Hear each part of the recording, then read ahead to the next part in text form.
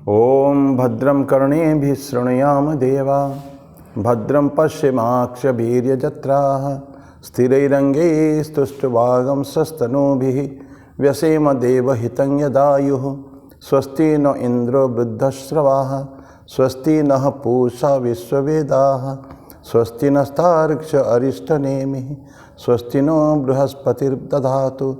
ओम शांति शांति शांति। भगवान श्री राम कृष्णदेव जगत जननी माँ शारदा जी और स्वामी जी को प्रणाम अर्पित करता हूँ। मेरे गुरुदेव पूजनीय स्वामी भूतेशानंद जी महाराज के बारे प्रणाम और आप सभी के बारे प्रणाम। और इस शॉर्ट वीडियो सीरीज में एक कहानी तो नहीं, सत्य घटना है सब, उसके ऊपर चर्चा करेंगे। दिस इज रिगार्डिंग कर्तव्य निष्ठा जिसको कहते हैं। तो एक सेंटेंस आता है, जनरल ग्रांट एक बहुत बड़े आर्मी के जनरल हो गए हैं अमेरिका में, वर्ल्ड वॉर II के समय में थे। बोलते कि no personal consideration should stand in the way of performing a public duty. जब काम करते हैं पब्लिक के लिए, देश के लिए करते हैं, उस समय में कोई व्यक्तिगत बातें सामने आना नहीं चाहिए, आड़े नहीं आना चाहिए।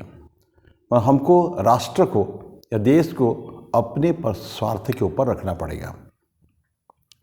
कर्तव्य अगर हम लोग ना करें तो ये तो पाप होता है, गलती होती है, वो इल्लीगल होता है, इलॉजिकल।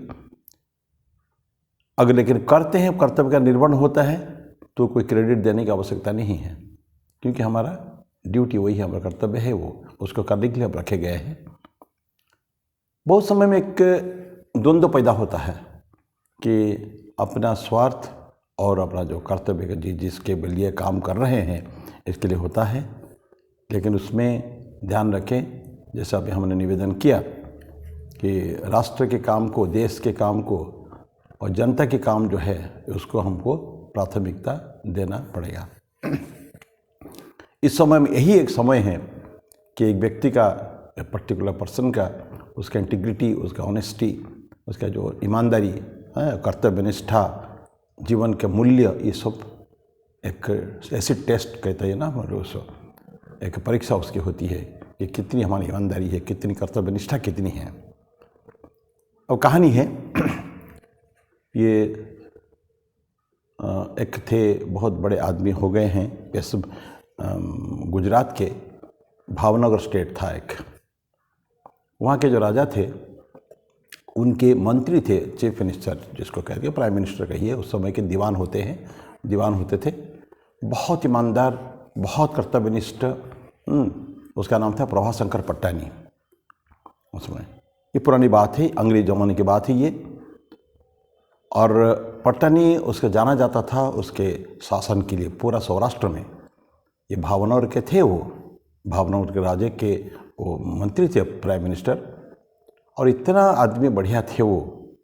उसका थोड़ा अगर बैक पहले अगर जाएं तो राजकोट में जो एक राजकुमार कॉलेज है, उस समय में राजा और उनके बड़े बड़े लोगों के लिए ऐसा कॉलेज हुआ करता था। एक इंदौर में भी कॉलेज है, एक अजमेर में भी ऐसे बड़े बड़े कॉलेजेस होते हैं।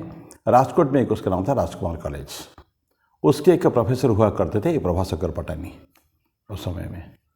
और उस समय में जो राजा, राजकोट के जो प्रिंस थे, भाव सिंह करके थे, उनको वही पढ़ते थे राजकुमार कॉलेज में। उस समय में ये प्रभाशंकर पट्टानी जी को दिया गया था, उनके रिजल्ट, उनका गार्डियन करके दिया गया था। और बहुत मदद करते, उसको पढ़ाई में भी पैसा कुछ कमी पड़ती थी, उसमें भी पूरा केयर उन्होंने लिया। और इतना लाइक ए फादरली फिगर उन्होंने काम किया उस समय में। तो जो भाव सिंह जो बड़े हो गए, कॉलेज स्कूल छोड़ के चले गए और राजा जो बने, तो प्रभाशंकर पट्टानी जी को उन्होंने अपना प्राइम मिनिस्टर बनाया। ये उनकी पुरानी कहानी है। तो पट्टानी से उस समय में अंग्रेज तो अत्याचार तो करते ही थे।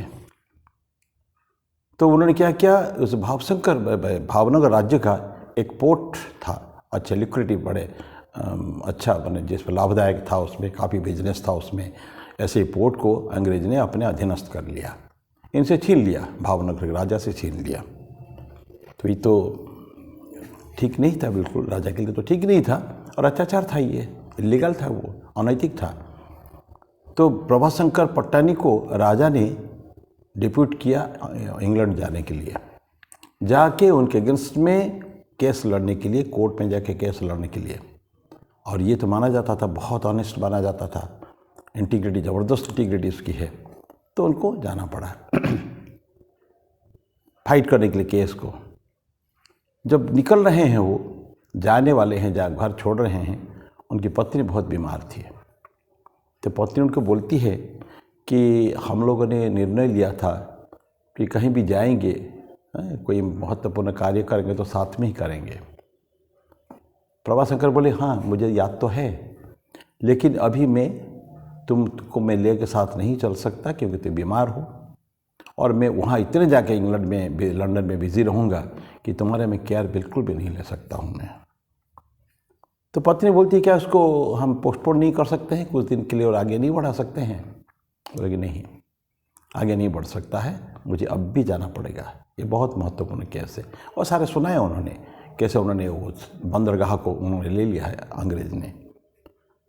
तो जब स्ट्रिक्टली उन्होंने बोला कि मुझे जाना पड़ेगा तुमको छोड़कर, तब पत्नी बोलती फिर it is good bye for, ये अंतिम मेरे आपसे गुड बाय है।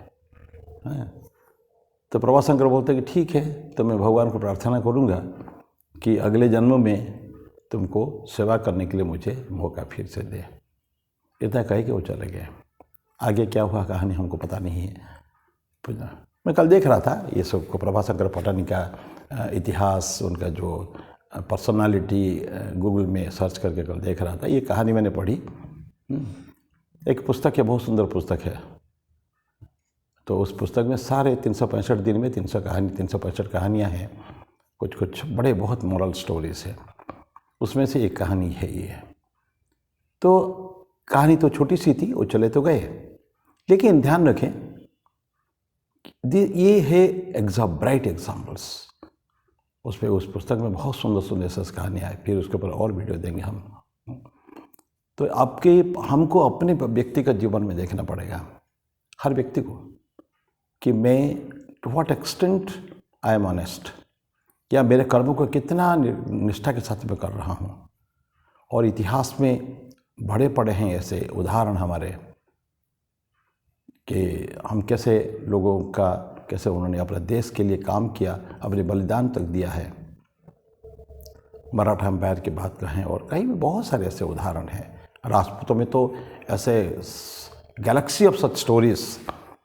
राजपूताना में जब उन्होंने जो फाइट करते थे, उनका कैसे कैसे उनका ऑनेस्टी, उनका वीरता और उनके देश के प्रति उनका जो ईमानदारी, ये सब तो बहुत सारे ऐसे कहानियाँ हैं।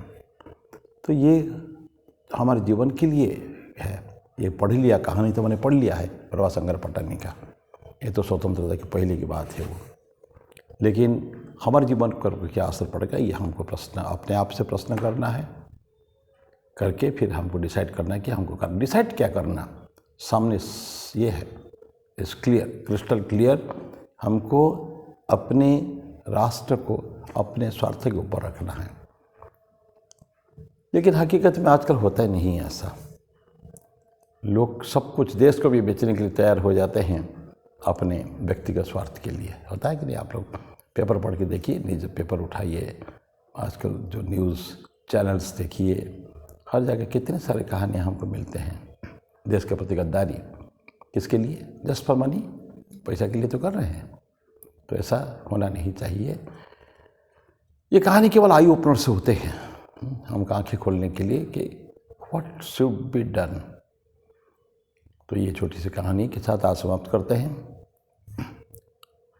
ऐसे इस पुस्तक से मैं कई सारे कहानी पहले दे चुका हूँ, और फिर सडनली इच्छा हुई कि और अच्छी अच्छी बहुत सुंदर सुंदर कहानियाँ जो इसमें हैं, जो शायद हमारे यंगर जनरेशन को कुछ इंस्पिरेशन दे,